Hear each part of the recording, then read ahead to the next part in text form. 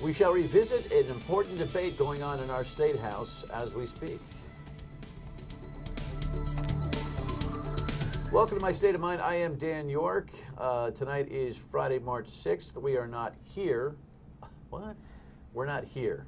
I'm not going to give you a rundown. If you watch the show regularly, and I hope you do, I'm not going to run down the list of the issues today because we recorded this program last Friday due to some production scheduling time. But I think you're going to find, and we're going to do more and more of this on Fridays, I think. We're going to have some folks come in and debate key issues that are important to our community, our lifestyle, our taxation, our this or that. There's plenty of them out there, right? And of course, I promised you that I would bring back both of the gentlemen that are here tonight to talk about the legislation that's been proposed to upgrade the penalty from misdemeanor to felony for hanging out on the highway trying to make a point. Now, here's some of the video, as you've seen, I'm sure often at the protest in Providence back after the Ferguson incident. It was followed not too soon thereafter in Boston on Route 93. And since then, both Steve Ahlquist and Senator Lou Raptakis have been in to talk about it, and they've been kind enough to agree to come in and talk to each other about it. Steve, welcome. Nice to have you. Thank you. Steve's a writer, and most notably when it comes to public stuff, you can find him at rifuture.org. And Senator Lou Raptakis is a longtime senator, took a little break, came back, still runs his business in Coventry, didn't bring any pizza, so he's already in the hole with us. Steve's mad, Jess is mad, I'm mad, we're all mad, so. Rain check. Come on, man.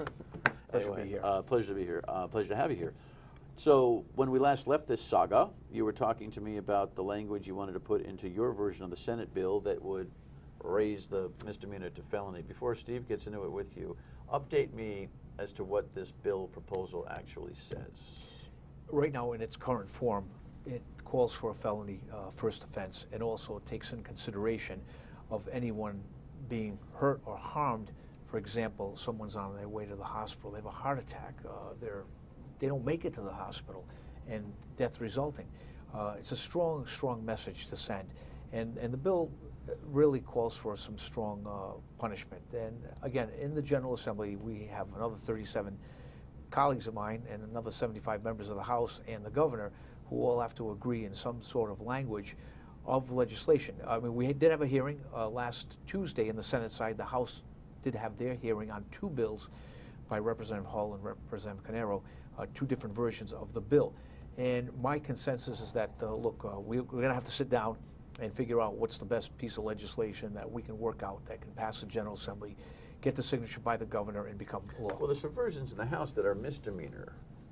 They're misdemeanor, not felony. The whole bill is the felony bill. The whole thing has been merged into one? No, not yet.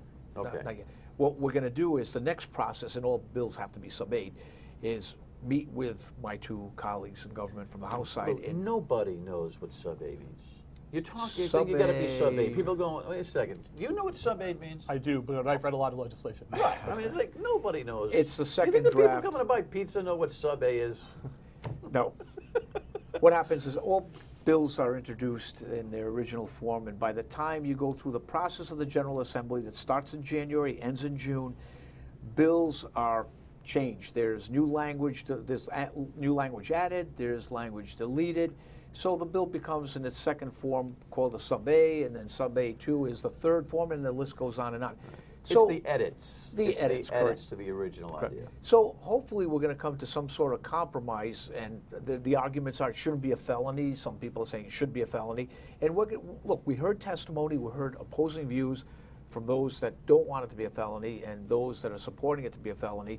And we're going to, it's still an ongoing debate. Okay.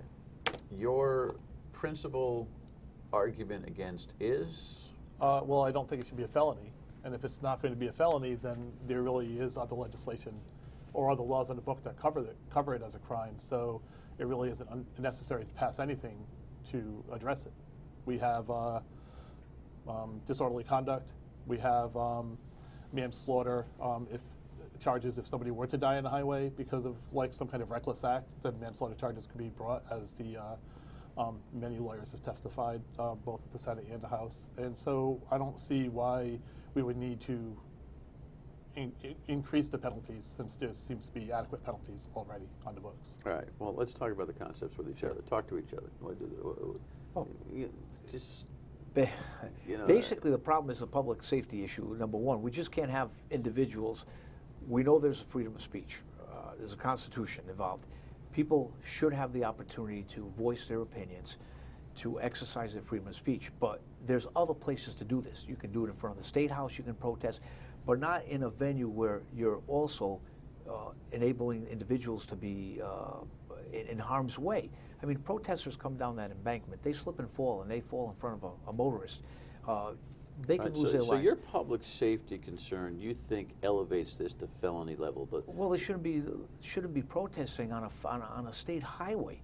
I mean, that's number one, and you have to send some sort of message that, look, it can't be allowed. Look, Steve, some you're not promoting the idea of, No, I don't. of Like I laying said- across a highway in a barrel or whatever the heck they did in Right. Boston. No, I like I said, I don't want to critique strategy, but at the same time, it's not something I would do, right? And I don't think it's something we would want to encourage. At the same time, there are laws in the books that do discourage this. And part of civil disobedience is that you intentionally go out and break a law, hopefully in a safe way, but you do that to call attention to a greater issue, which is what these highway protests were about. It was trying to call attention to a bigger issue, which is the Black Lives Matter movement. Right. So there's some worry about discretion here, right? Jess, can we play Senator Archambault's commentary from the hearing on Capitol TV? Listen to this. I tend to be somewhat conservative in certain parts of my life, but in other areas, I think you really need to jump over and play the devil's advocate. And here, what my concern is, Senator, is I'm with you on protecting the public and the public safety. I'm with you. Have me hook, line, and sinker. My concern is the overly broad nature of this language. It opens the door to a subjective interpretation by a police officer as a complainant, and I was a police officer. I'm completely. Was he talking to you? Yes. Yeah. He talking to you? He was talking to you. He was talking to me. What's overly broad about the language, Steve? Well, I think what he's looking at is like the same types of issues that happen with even disorderly conduct, where a police officer can say your conduct is disorderly and they can arrest you on that charge, whether it's real or not. It can just gives police officers a lot of discretion, a lot of ability to move things along if they think that it needs to. So in this particular context, though, the language is too broad because it says what? Well, what I think part of the original bill, I'm not sure how much it's been changed since, but it was like, causing any kind of distraction. It could literally be so much as like distracting any motorist on any highway or street. I know it's been amended somewhat to be just highways now, not streets. Exactly, but Right. again, the debate is very important because there's two sides to a coin, and we want to make sure that we're going to also, matter of fact, don't allow protesting on the highway and protect the public and the livelihoods of the people that are using the state highway, because also it involves public safety, commerce. I mean, financial issues. You can cause a financial constraint on somebody. Say they have an appointment to make up in Boston. Stay with me here. What was your answer to Senator Archambault's? I know what mine would be.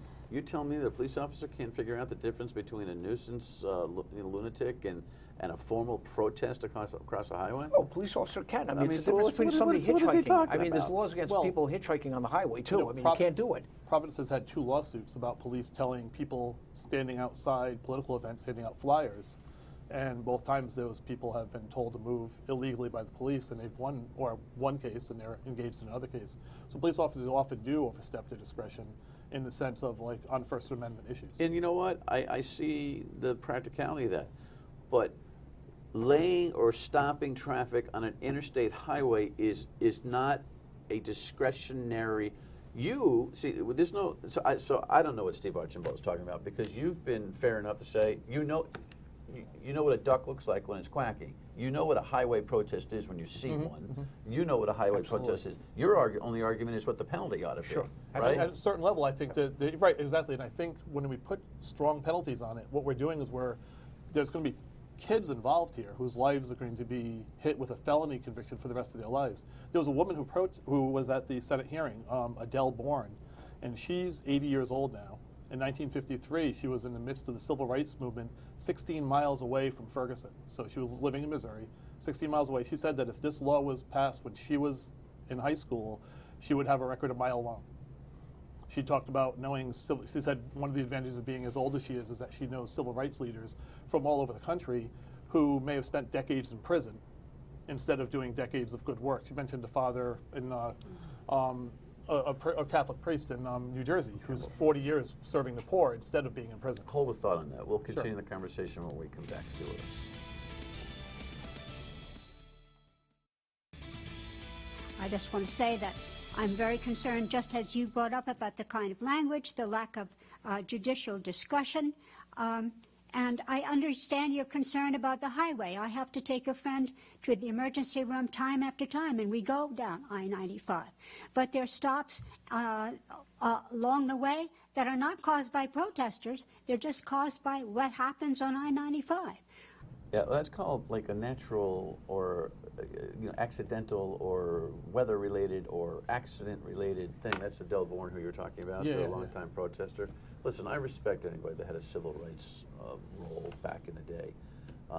But Selma, to your point, you know, you argue on the Selma-ish type of thing. You're going to make a point to Steve's point prior to the break. Well, the problem with this issue is what By the way, Del hold had on. You know what? I did a bad thing here. I should tell everybody. We're talking about the Senator Rep Takis' legislation to make it a felony for you to protest across a highway and stop traffic, a la post-Ferguson, as we've seen. I'm sorry, go ahead. And the most important issue is you can't just pre-plan it. Look, accidents, weather, those are not planned. Those happen. It's an act of God. It's nature. But the problem with these protesting is they're unannounced. They could be either probably maybe unannounced, pre-planned. It's something that you're going to cause a disruption. You're going to cause an issue with public safety. That's the problem here. I'm with you. Look, you know, and the penalty, look, again, the debate goes on in the General Assembly. Piece of legislation goes out, sends a message, there's debate. Now, the hard part is going to be the compromise, is trying to find compromise language that's going to protect the public and at the same time allow those protesters to protest and... But to the point that this good citizen was making, you buy that argument.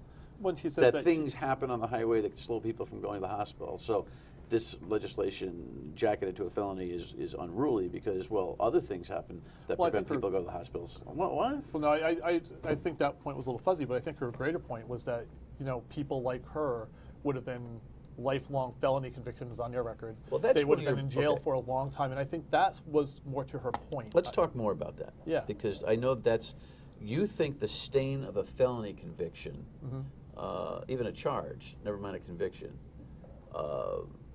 is way too much a lifelong burden for mostly young people who would think about coming across a highway. And remember, part of the reason they're on the highway is they're complaining about the exact kind of over-policing that they're being subjected to. The ACLU just did a great report about, you know, the school-to-prison pipeline. They talked about all the things that are happening to black and brown people in the state as far as being dismissed from school, as far as going to jail, as far as being over-sentenced. So we're adding yet another criminal charge when people are out there protesting. Well, that's the motive for the last two stunts. But you know what Lou was working on here as a senator. He's trying to make this a felony thing. So the next cause du jour does not is not a highway protest. This, even though Ferguson and issues of race and police relationship with the community are at the root of what these last two highway protests have been. It could be protesting the paw socks in going to Providence. And we start laying across 95. But it would be a different type of people out there. It would not necessarily be people who are routinely, I mean, it wouldn't be black and brown people necessarily protesting the paw socks. It would be a different type of people. And but it's the same message you want to send. What is that? You can't protest on the highway, whoever it is. The problem here is you don't cry fire in a crowded theater. You don't yell bomb on an airplane. I mean, there's a penalty. We don't do that every day. We just don't go tonight to the Showcase Cinema, wake up, or just stand up in the middle of the movie. Don't give anybody ideas. No, but I know what you're saying. But at the same time, this isn't a very common thing. I mean, this has happened once in Rhode Island. Well, maybe further back, it happened again in the 80s or 90s or something. 1991 during the DEPCO crisis. I think it happened off Jefferson Boulevard. There was a group of... But it wasn't across an interstate they completely. Well, wasn't the whole highway. It was access the with the on-ramp, ramps. off-ramp on. It was the bypass, which is the 37 axis on-ramp to 37. Wasn't a big enchilada like downtown 95 or downtown 93. These are not common things. This happened up in Boston maybe once or twice, and it's happened in Providence once. It may happen again. I don't want to say, I don't know who plans these, so I'm not sure if it would happen again or not. But I think we have people being dealt with in the courts right now. There are 3 people facing trial in March. There are 2 people who have already gone through the trial system. One got some pretty decent penalties. I mean, she's got probation for 6 months or a year. She paid a lot of money. She's going to be doing 100 hours of community service. This is not insignificant, and this is the type of thing that if she were to do it again now and be charged again, she could go to jail because they'll hold it as a second And there's offense. different statutes too. Breaking and entering, it's 1 to 3 years. That's a felony. Forging checks is a felony. Shoplifting, second time, is a felony. And I think the balancing act here is, how do you send a strong message? How do the youth become responsible? Because look, we can't allow it.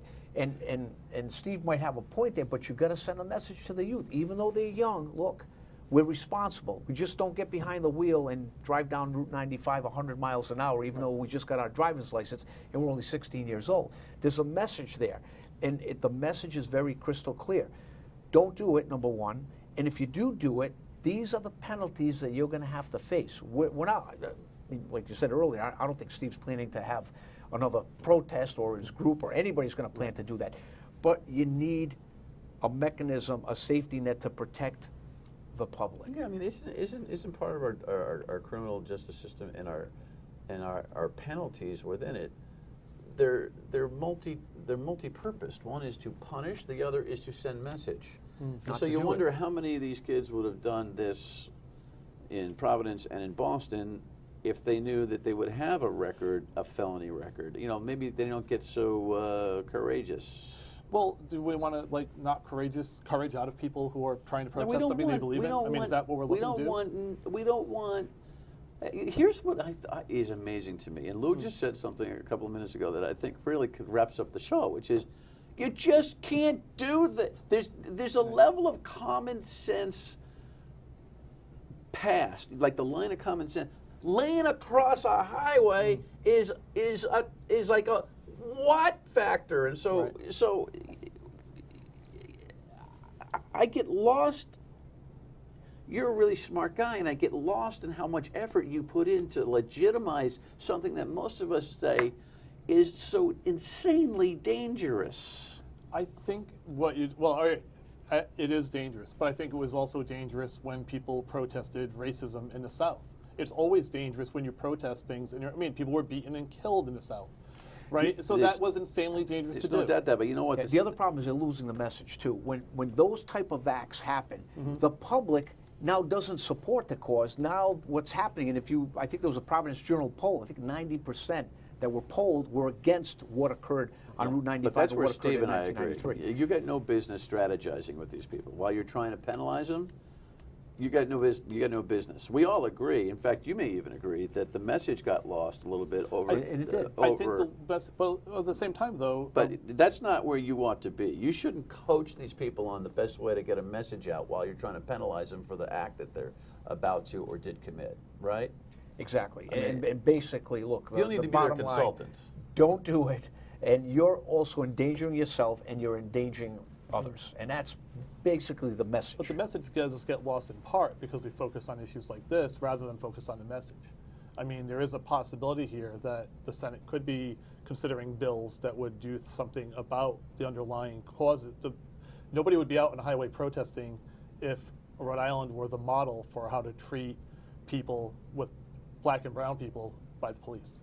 We could do things about that. There are key pieces of there are ideas there that could turn into legislation. What is the relevance of that point? Well, because that's what they're out there protesting, right? So you're saying the message got lost, and I'm saying, well, there is a message there. We could find that message if we looked. We could find out what was it that they were on the highway protesting. It's not my obligation or yours or Lou's or anybody watching the show to work hard to find out. It's your option. It's not your obligation. The media doesn't do a good job reporting it. But I went out and I talked to a bunch of people. And that too has nothing to do with the essence of the conversation. So whereas you shouldn't be consulting them on good strategy, you shouldn't be talking about the nature of coverage of the message and the lost efficacy. Okay, this is about people laying across a doggone highway. But if they're doing that, then you have to think no one is doing that for no reason. I mean, if they were doing it for no reason, I think we'd all agree that let's get some people some help. But do you understand? We're not saying these people are insane. We're saying these people have a cause that they're trying to promote, and because wanna- obviously Hey, no penalty would. You know what? dissuade somebody. I'm, this we stuff. No, I think they're temporarily insane. But And a lot of them are under 25 years of age, and I still have one of those Yeah, me that too. I'm bringing up, and their brains aren't completely but formed. no amount of penalty would All due prevent them respect from to my doing what daughter. they were going to do. All right, hold your thought. We got one more segment on this. Crazy. They are crazy. I got two of them. 20. Oh, yeah?